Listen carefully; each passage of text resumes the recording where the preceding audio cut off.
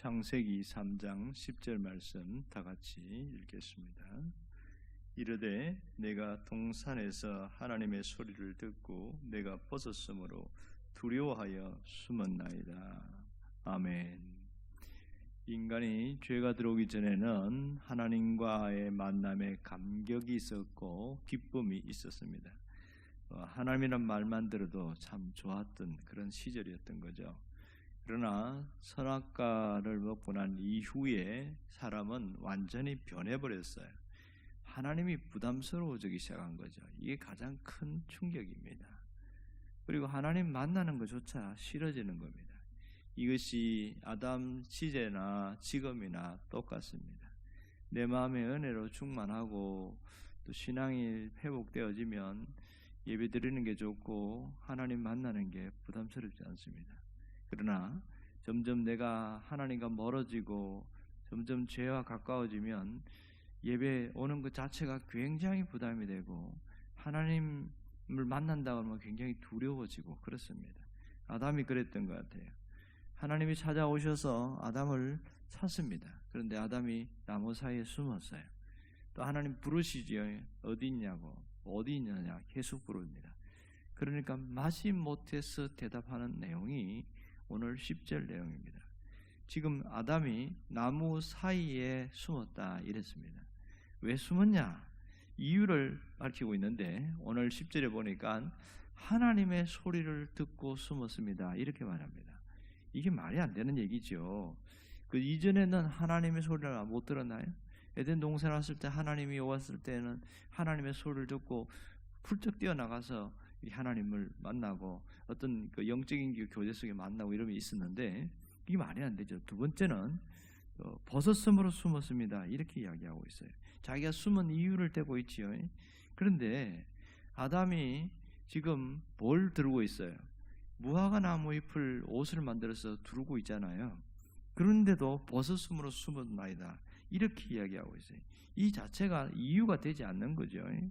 또 세 번째는 뭐라고 그러냐면 내가 두려워서 숨었습니다. 이래서 두려워서 이렇게 이야기해요. 그러면 이 두려움이 어디서 왔냐는 거예요. 갑자기 하나님이 준 것이냐? 이거는 누가 준 거냐? 이것은 선악과를 따먹고 난 이후에 생긴 결과입니다. 우리에게 또 두려움이라는 게 찾아올 때에는 반드시 이것은 하나님이 준 것이 아니라는 걸 분명히 알아야 됩니다. 우리가 어떤 상황 때문에 어떤 현실 때문에 두려움이 밀려와요. 그것은 당연한 현상입니다. 그 자체는 죄가 되거나 문제가 되지 않습니다. 문제는 두려움에 빠져버리는 게 문제인 거예요. 두려움에서 빠져서 허우적거리는 게 문제예요. 하나님이 주시는 마음은 능력과 근신하고 사랑하는 마음이다 이렇게 이야기했단 말이에요. 그만큼 두려움이라는 것은 몰아내야 될 존재다. 이것을 꼭 기억하고 가야 됩니다.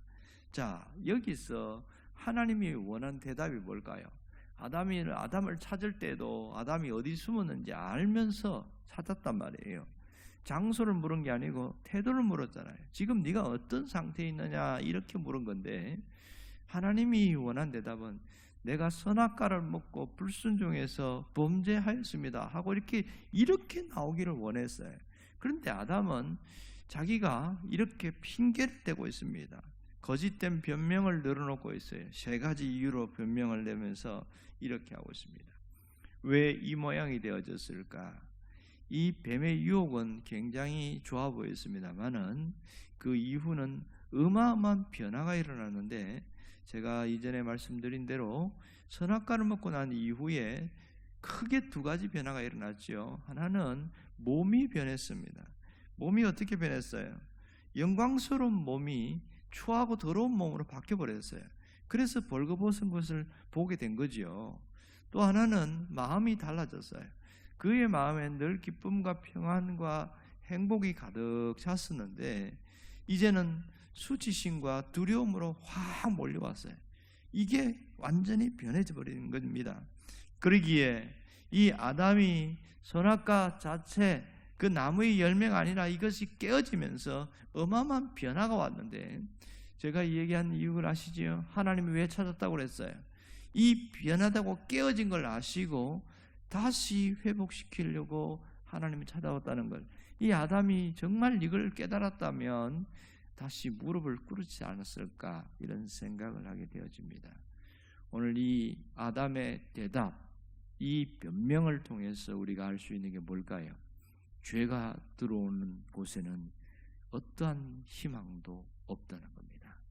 또 하나는, 죄는 하나님과 우리 사이를 완전히 갈라놓는다. 이것이 굉장한 특징입니다.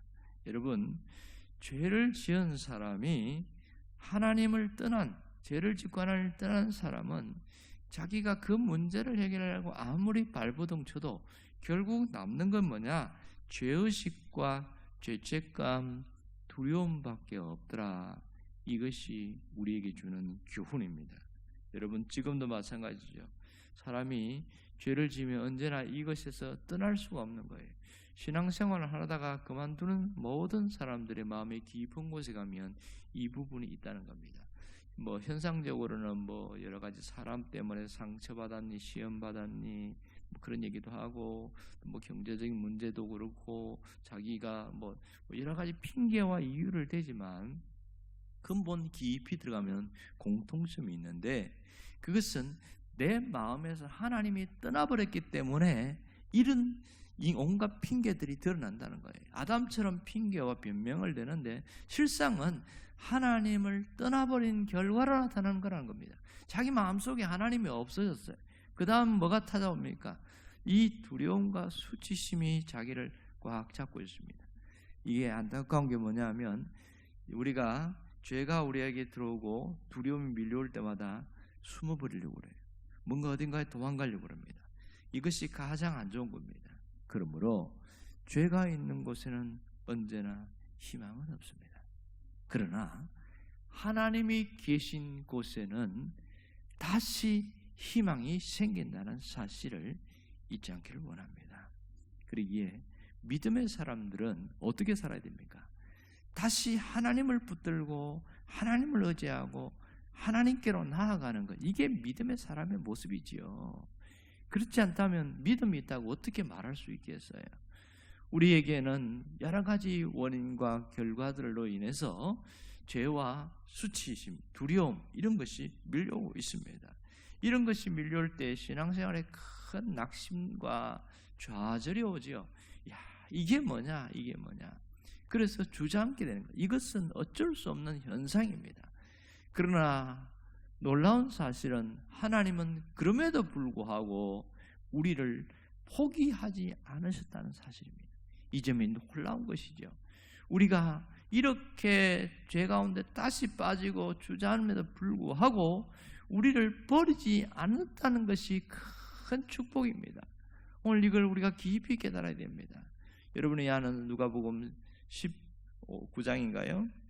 거기 보면 15장에 그 탕자 비유 나오죠. 탕자 비유 나오는데 둘째 아들이 보면 아버지가 살아있는데도 불구하고 유산을 받아가지고 가잖아요. 그 자체도 문제가 심각하지만 가서 어떻게 합니까?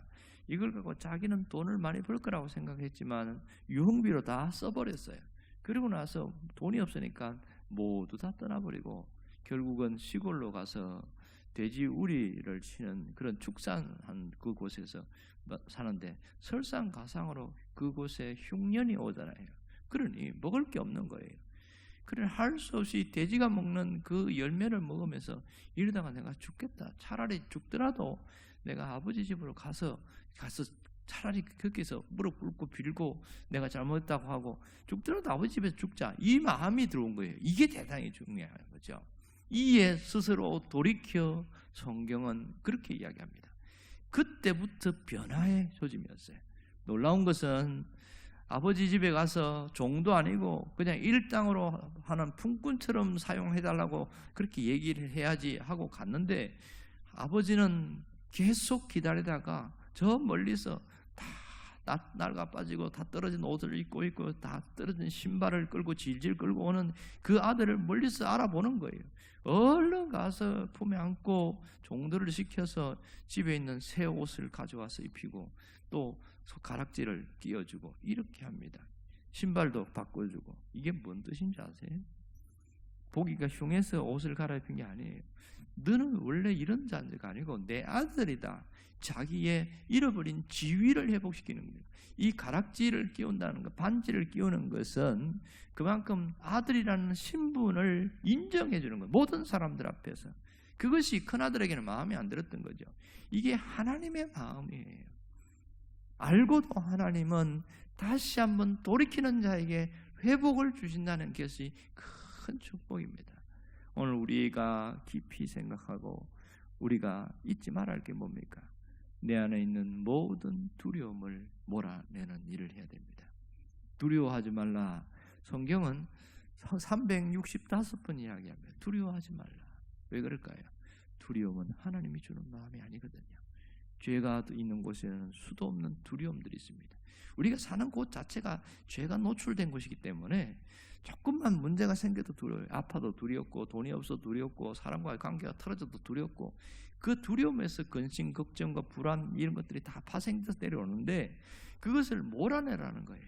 몰아내는 게 굉장히 중요합니다. 어떻게 몰아냅니까? 두려움은 떠나가라 이렇게 한다고 다 나가지는 않아요. 일시적으로는 괜찮지만 가장 탁월한 방법은 예수 그리스도를 붙드는 겁니다. 주님 도와주세요. 내가 주님만 의지합니다. 그렇게 하면서 두려움을 밀어내게 되어지면 희한하게 눈앞에 현실은 달라지지 않았는데 내 마음이 평안해지고 그렇게 좋을 수가 없어요. 그리고 우리가 예수님으로 붙들고 있으면 빛의 옷으로 우리가 갈아입게 되고 새로워지거든요. 그래서 사람이 달라지는 거예요. 신앙인이라고 해서 좋아지는 게 아니라 그 속에 예수 그리스도의 옷으로 덧입은 사람은 새롭게 변화되어지기에 달라지는 겁니다. 여러분들이 오늘 모든 두려움을 몰아내고 다시 회복된 삶으로 이어지기를 주의 이름으로 축원합니다. 기도하겠습니다. 우리 가운데 오신 주님이 모든 죄와 비참함과 두려움을 몰아내기를 원하며 또 우리가 그렇게 살아갈 수 있게 하여 주옵소서. 늘 주님 붙들고 오늘도 승리하게 하여 주시옵소서. 예수님의 이름으로 기도합니다.